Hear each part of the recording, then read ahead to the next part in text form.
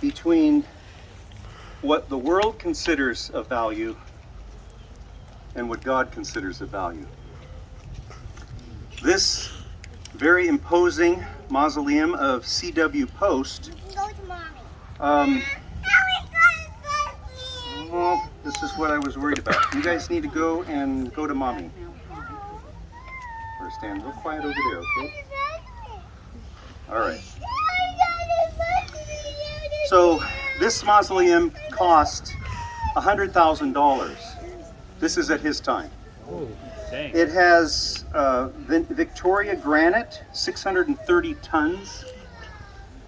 Post is not actually buried up here. He's buried under 9 feet of concrete because apparently he wanted to have some of his valuable things that he appreciated buried with him. There is a rumor that went around that he didn't want to come up in the resurrection. That is not true. We don't have him saying that I can find anywhere, but you know how it's a nice story and Adventists have liked it. So I'm mentioning it not so you'll remember that I told you that, but remember that I told you that that isn't what he said, all right? But that doesn't change the fact that his story is interesting but tragic. He had some problems with his digestive system and some other things. He had to have his appendix taken out. Anyway, he became a patient of John Harvey Kellogg at the sanitarium. And he was helped, and he ate some of the foods. Kellogg had no interest in making money. He was a health reformer, not a profiteer. But Post said, I could make money on this. So he came back again as a patient, but this time with his notebook. And Kellogg actually didn't mind. He didn't mind that he was planning to do this because he thought, well, you know, more the merrier. If he can make good health food, then maybe it'll impact more people. So he went across town and he opened his Post products. And most of the cereal manufacturing companies failed that were here. There were dozens that rose and fell. He was successful and made a lot of money. Some of us even, have you eaten grape nuts? Anyone remember grape nuts? Again, that's a Post thing, but he got that from Kellogg, who, by the way, got it from James Jackson at Dansville, New York. So just like we think, oh, isn't this unethical? In the 19th century, it was a compliment to use someone else's ideas. This was true also with books. So plagiarism was only if you somehow profiteered off of what someone else did, not that you took their idea or even things that they did and did something effective yourself. So Post was very successful. He built a mansion with some of the money he made.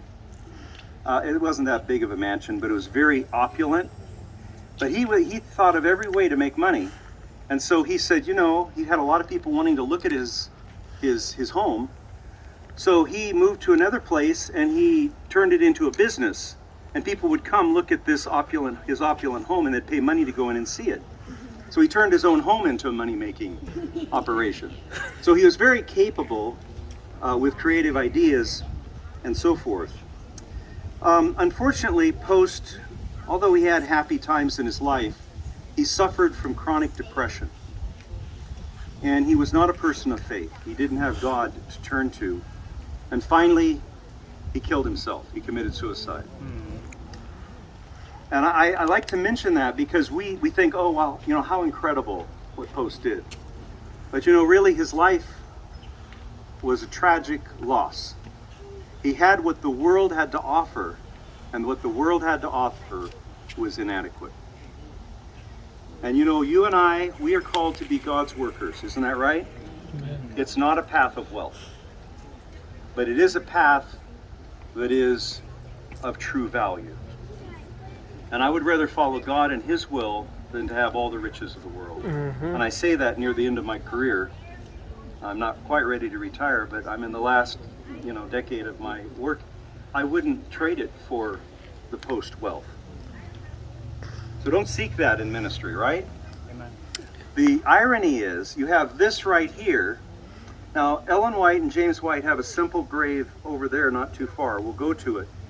But the irony is this: right behind this mausoleum is a person who was humble, never wealthy, always, for many years, had to worry about prejudice and discrimination and opposition, but yet had more impact on people and their lives than all the wealth of CW Post. And that's Sojourner Truth. So we're going to go around and look at her, and I'll tell you the connection to the Adventist Church, because there are some interesting connections, and I'll tell you just a little bit about Sojourner Truth. So let's go just walk around behind to her grave.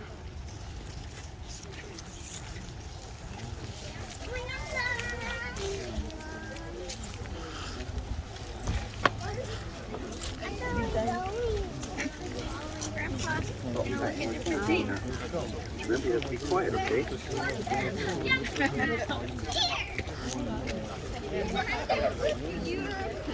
Richard? Yeah, it's not HMS Richard. You know a Richardson? Someone? And they have dating. Oh, no, I don't know if it's connected. There's Davidson. No, there's no connection. Carrying a coffin on their shoulders. Is that the coffin? No. It was a coffin. It was like all right, this is more of a creative art. This is really what Sojourner Truth looked like. I have a couple pictures, 3 pictures actually of her. Her real name was Isabella. She was born a slave in New York, in the north in the 1820s. Found freedom and continued to be a reformer, both as an abolitionist, of course, but also as a temperance advocate and a spiritual conscience for many, many people. And she took the name Sojourner Truth, even though her name was Isabella. Von Wagenen was the person who had owned her, so I don't know if she could claim that, would want to claim it necessarily, that name, but that's what she was named after, the man who owned her. This is another picture of Sojourner Truth. Several years ago, actually quite a few years ago, like 30 years ago, was in a bookstore in Southern California. I always go to bookstores. Anyone else like that? Yeah. But I don't like new ones. I like old used bookstores. So I was in one of these used bookstores. Actually, it was in San Diego, and I wasn't expecting to find anything. And it wasn't a very nice used bookstore. It had novels and stuff. But they had this one section under glass. So I went over and looked, and here's this thing sitting in there. And I looked down, and it said, Narrative of Sojourner Truth. I said, oh, okay. So I looked at it. It turns out this is the first edition of the first tract on Sojourner Truth. And it has also the earliest picture, I think, that we have of her from 1853. And it belongs to me. This doesn't belong to the church. I have custody of White Estate materials, but this is not White Estate, this is mine. So I have a right to do this. Like I did this morning with the Millennial Harp, remember? Mm-hmm. But this one has a picture then of her when she was younger, from 1853 or before 1853. It's not an actual photograph, but it's a fairly realistic sketch.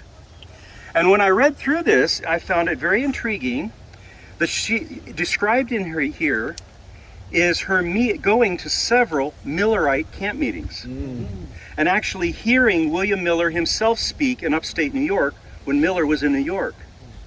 She did not become a Millerite, but she did believe that they were faithfully devoted to the Lord, and that although she didn't accept the date, she wanted to have their dedication to the Lord herself. So she wasn't joining them, but she was in connection in a positive sort of way. And this would continue after the disappointment when Sabbatarian Adventism would emerge and begin. And she would settle here in Battle Creek. The church that she would go to is most commonly was the Seventh-day Adventist Church.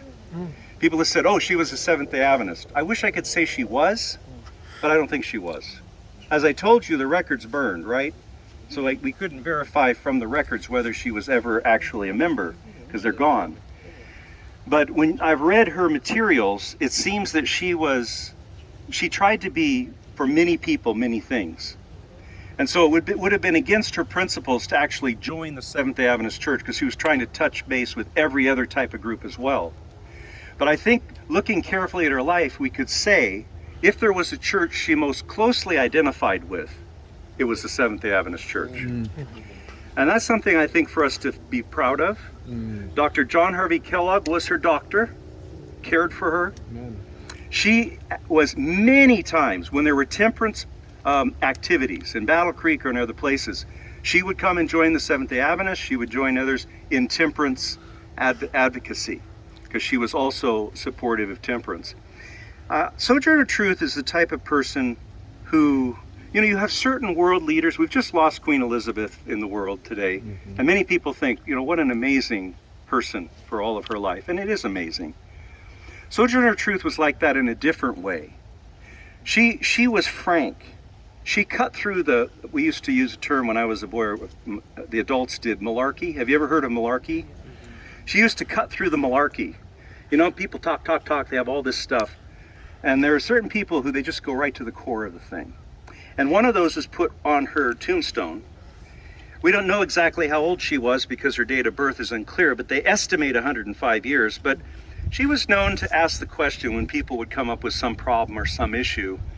And I think it's worth us remembering. She would ask the question, is God dead? Oh, things are so bad. I don't know what we're going to do. Is God dead?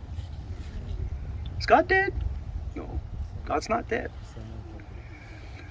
So, Sojourner Truth had an impact on the world that's more lasting and enduring even to this day than the fancy $100,000 mausoleum that's here from CW Post. And I would rather stand in respect of what she stands for here than just gaining wealth and whatever the world can offer. Amen? Amen. Amen. I mean, we don't join ministry. If you're going into ministry to somehow make money or get rich, go do something else. It's not going to happen. And if it does, you're probably doing something wrong. So we're called to serve. So, all right. What we're going to do is take a longer walk. There are some things I'm going to point out as we walk along. But we won't stop, just because if I tried to stop at very many things, we won't be able to walk through the cemetery and look at some of the other things that I want us to look at. So let's start walking. I'll try to keep us somewhat together so we don't get too far apart.